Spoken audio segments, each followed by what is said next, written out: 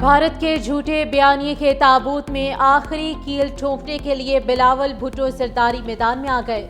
سفارتی محاذ پر مودی کو دھول چٹانے کے لیے chairman Peoples Party New York پہنچ گئے۔ بلاول بھٹو امریکہ میں پاکستانی پارلیمانی وفد کی قیادت کریں گے۔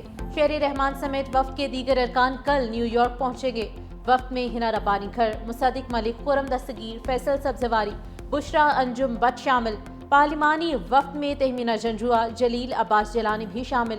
بلاول بھٹو کی قیادت میں وفد امریکہ میں اہم ملاقاتیں کرے گا۔ وفد کے دورہ امریکہ کا مقصد دنیا کو بھارتی جارحیت سے آگاہ کرنا ہے۔ پاکستانی پارلیمانی وفد اقوام متحدہ کے سیکرٹری جنرل سے ملاقات کرے گا۔ بھارت کو پانی بطور ہتھیار استعمال نہیں کرنے دیں گے۔ دہشت گرد ٹولہ بھارت کے کہنے پر معصوم لوگوں کا خون بہا رہا ہے۔ مٹھی بھر دہشت گردوں کو ترقی کا عمل روکنے کی اجازت نہیں دیں گے۔ وزیر اعظم کا command and staff college Quetta میں افسروں اور امن جرگے سے خطاب۔ وزیر اعظم نے کہا، نئی دلی نے پہلگام واقعے کی آڑ میں جارحیت کی کوشش کی۔ پاکستان نے صرف جواب نہیں دیا بلکہ بازی ہی پلٹ دی۔ بھارت سے 1971 کا بدلہ لے لیا۔ ہم نے امن کے لیے سیز فائر قبول کیا۔ بلوچستان کے جو لوگ بھٹک گئے ہیں انہیں قومی دھارے میں لانے کی کوشش کرنا ہوگی۔ وزیر اعظم کا بلوچستان کے لیے ترقیاتی بجٹ کا 25% مختص کرنے کا اعلان۔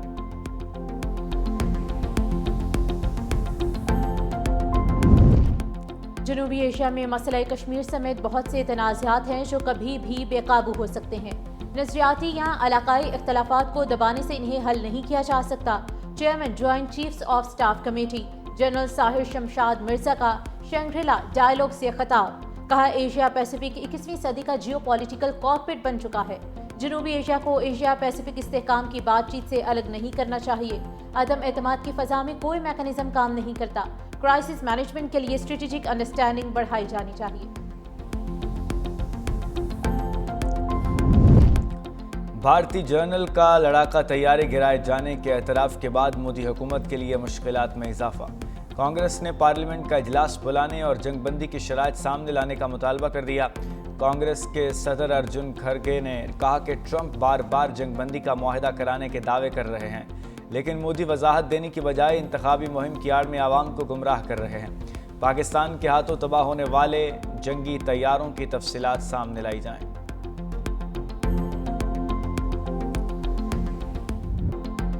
بھارتی فوج کے chief of defence staff general Anil Chauhan کے پاک فضائی کے ہاتھوں طیارے گرنے کے اعتراف پر بھارتی صحافی مودی سرکار اور فوج پر برس پڑے۔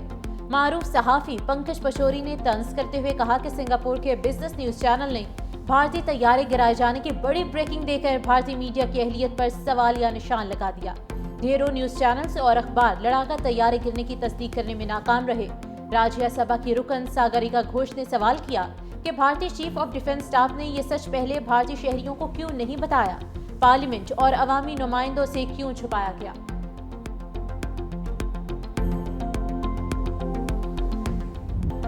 پاکستان اور بنگلہ دیش کو قریب لانے کے لیے کام کرنے کی ضرورت ہے۔ اس نسل سے تعلق رکھتا ہوں جس نے ہمیں علیحدہ ہوتے دیکھا۔ کسی بھی طرح ہمیں اس کا درد کا مداوع کرنا چاہیے۔ صدر آصف علی زرداری کی پاکستان اور بنگلہ دیش کرکٹ ٹیموں کے اعزاز میں استقبالیہ تقریب سے گفتگو۔ کرکٹرز اور دونوں ٹیموں کے آفیشلز کے ساتھ مصافحہ بھی کیا۔ صدر زرداری نے کہا، آج کی نسل علیحدگی کے درد کی کیفیت کو نہیں جان سکتی۔ دونوں ملکوں کی نوجوان نسل میں رابطے بڑھانے کی ضرورت ہے۔ بنگلہ دیش کرکٹ ٹیم بطور سفیر پاکستان کا دورہ کر رہی ہے۔ حالیہ سیریز میں پاکستان کرکٹ ٹیم کی کارکردگی زیادہ اچھی رہی۔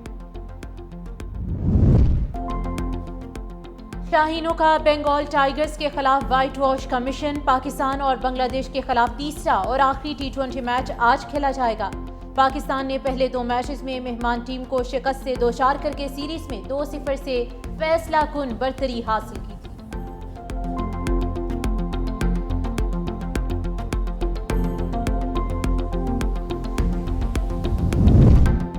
صدر مسلم لیگ نون نواز شریف کا آج برطانیہ روانگی کا امکان۔ صاحبزادے حسن نواز کے ہمراہ لندن جائیں گے۔ نواز شریف دورے کے دوران اپنا میڈیکل چیک اپ کرائیں گے۔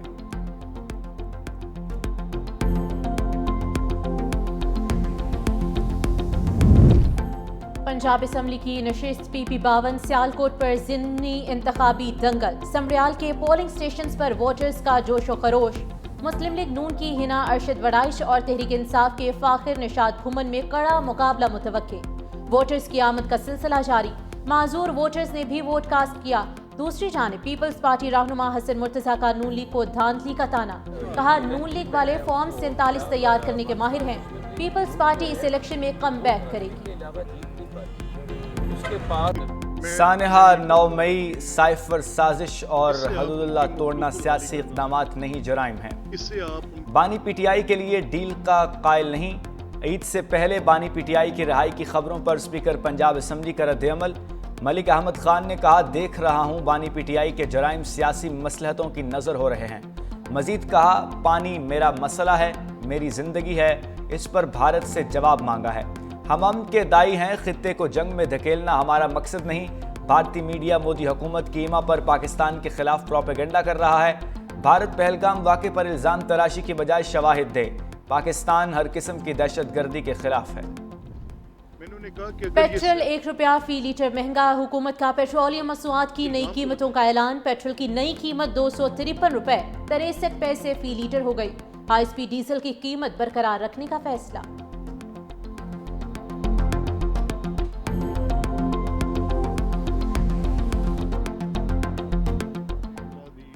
خیبر پختونخوا حکومت کی 13 جون کو بجٹ پیش کرنے کی تیاری مکمل، صوبائی بجٹ کا حجم 2000 ارب روپے ہوگا۔ مشیر خزانہ مزمل اسلم نے متوقع بجٹ کے اعداد و شمار بتا دیے، کہا اخراجات کی مد میں 1800 ارب روپے کا تخمینہ لگایا گیا۔ ترقیاتی فنڈز میں 40% اضافہ ہوگا۔ تعلیمی ایمرجنسی اور ضم اضلاع پر خصوصی توجہ دی جائے گی۔ صحت کارڈ کی سہولت میں وسعت، بس سروس میں بہتری لائی جائے گی۔ کراچی سے راولپنڈی جانے والی پاکستان ایکسپریس 45 اب ٹرین کی 2 بوگیاں پٹری سے اتر گئی۔ حادثہ احمد پور شرقیہ میں مبارک پور اور کلانچ والا کے قریب پیش آیا۔ ٹرین میں سوار تمام مسافر محفوظ رہے۔ بوگیاں ڈی ریل ہونے سے اب ٹریک مکمل طور پر بلاک ہو چکا ہے۔ دیگر ٹرینوں کو ڈیرہ نواب صاحب، لیاقت پور اور بہاول پور روک لیا گیا۔ ٹریک بحال کرنے کے لیے ملتان سے ریلیف ٹرین پہنچ چکی۔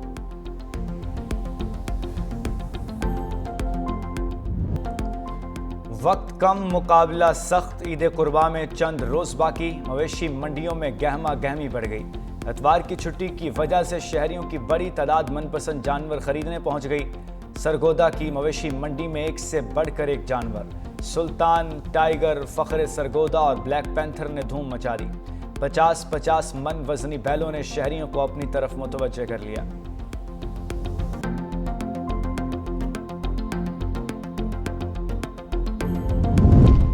مہنگائی نے بڑی عید کی خوشیاں بھی ماند کر دیں۔ گوشت کی تیاری میں استعمال ہونے والے سبز اور خشک مسالہ جات کے قیمتیں بڑھ گئیں۔ پشاور میں پیاز اور ٹماٹر 80 روپے کلو فروخت ہونے لگے۔ لاہور اور کراچی میں لہسن 600 سے 800 روپے کلو فروخت۔ لاہور میں لیمو 600 روپے کلو ہو گیا۔ سبز مرچ 160 روپے فی کلو ہو گئی۔ کھیرے کی فی کلو قیمت 50 سے 90 روپے ہو گئی۔ کراچی میں 500 روپے فی کلو بکنے والا ادرک 800 روپے کلو ہو گیا۔ لہسن 600، سبز مرچیں 220 اور ٹماٹر 100 روپے فی کلو تک پہنچ گیا۔ شہر قائد میں لیموں کی قیمت 800 سے 1000 روپے ہو گئی۔ شہری پھٹ پڑے۔ سعودی عرب میں حج کی فول پروف سیکیورٹی کے لیے فوجی مشقیں، کمانڈوز اور فوجی جوانوں کا پیشہ ورانہ مہارت کا مظاہرہ۔ مشقوں میں ہیلی کاپٹرز کا بھی استعمال۔ وزیر داخلہ شہزادہ عبدالعزیز بن سعود کی نگرانی میں مارچ پاسٹ کیا گیا۔ حج کے موقع پر 40,000 سے زائد فوجی اہلکار ڈیوٹی سر انجام دیں گے۔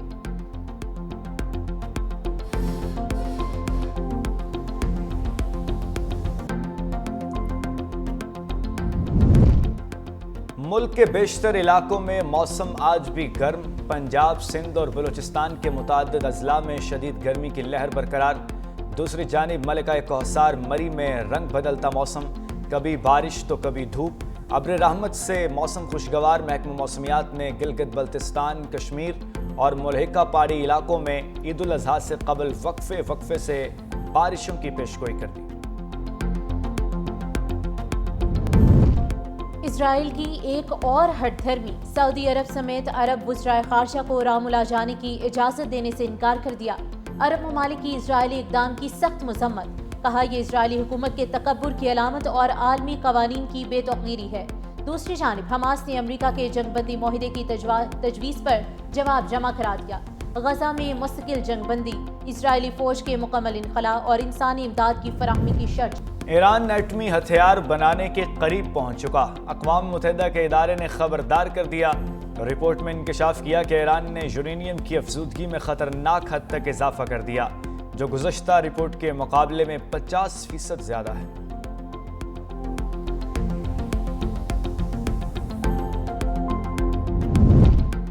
جوہری ہتھیار نہ رکھنے کے معاملے پر امریکہ سے متفق ہیں، لیکن کسی کو دھونس جمانے نہیں دیں گے۔ ایرانی وزیر خارجہ عباس عراقچی نے کہا کہ ہم یورینیم افزودگی کا فطری اور قانونی حق رکھتے ہیں۔ جب امریکہ کی جانب سے کہا جاتا ہے کہ آپ یورینیم افزودگی نہیں کر سکتے تو یہ غلبے کی کوشش ہے۔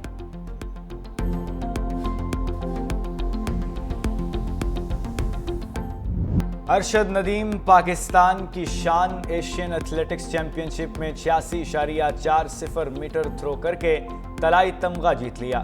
سبز ہلالی پرچم جنوبی کوریا کی فضاؤں میں سربلند، بھارت کے سچن یادو کی 85.16 میٹر کی ساتھ دوسری پوزیشن، جاپان کے سکیاما 83.75 میٹر طویل تھرو کے ساتھ تیسرے نمبر پر۔